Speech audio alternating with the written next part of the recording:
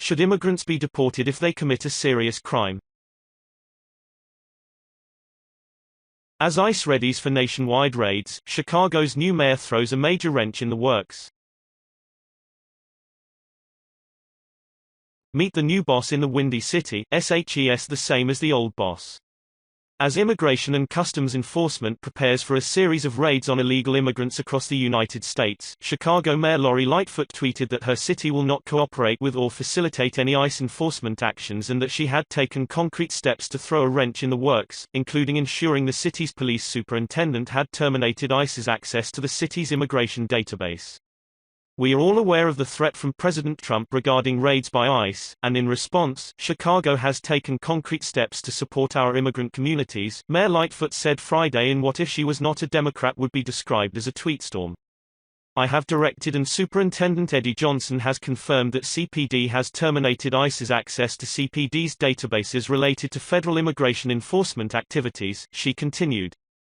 I have also personally spoken with ICE leadership in Chicago and voiced my strong objection to any such raids. Further, I reiterated that CPD will not cooperate with or facilitate any ICE enforcement actions. Lightfoot said that Chicago will always be a welcoming city and a champion for the rights of our immigrant and refugee communities and directed anyone who was concerned to a link about the raids from the National Immigrant Justice Center. Mayor Lori Lightfoot tweeted. 2. I have directed, and Superintendent Johnson has confirmed, that CPD has terminated ICE's access to CPD's databases related to federal immigration enforcement activities. How concrete these concrete steps are, at least in terms of foiling the raids, is probably a matter of some debate.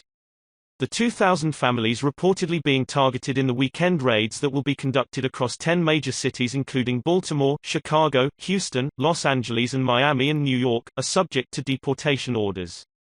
Furthermore, given the sensitivity of the matter, one assumes that ICE wasn't expecting these cities to be welcoming places for law enforcement. In fact, most of the mayors of these locales have made similar statements. Mayor Muriel Bowser tweeted, "The president should understand that not only are these threats cruel and antithetical to our American values, they are actually making our communities less safe by sending more residents into hiding, cut off from resources, support, and opportunity." Furthermore, even with the president's tweets on the matter, the government is being circumspect on just what the raids will entail. Donald J. Trump tweeted, "Long before they get to our southern border, Guatemala is getting ready to sign a safe third agreement. The only ones who won't do anything are the Democrats in Congress.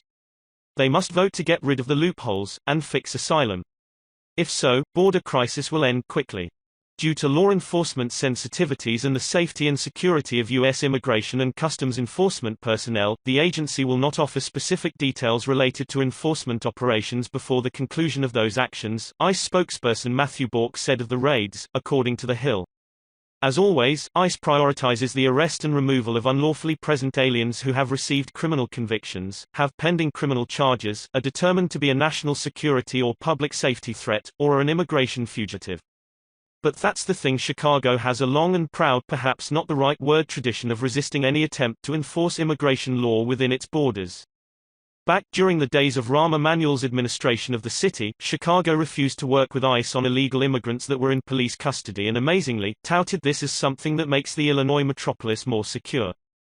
Today's opinion in favor of Chicago and against the Trump Justice Department marks a major win for all Chicagoans and a significant victory for public safety, Emanuel said after a Trump administration initiative to deny certain public safety grants to Sanctuary City was permanently enjoined by a federal judge.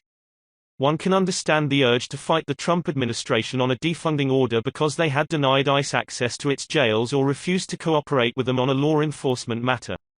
To then paint the issue as one of public safety takes a certain level of hubris that induces eyebrows to raise.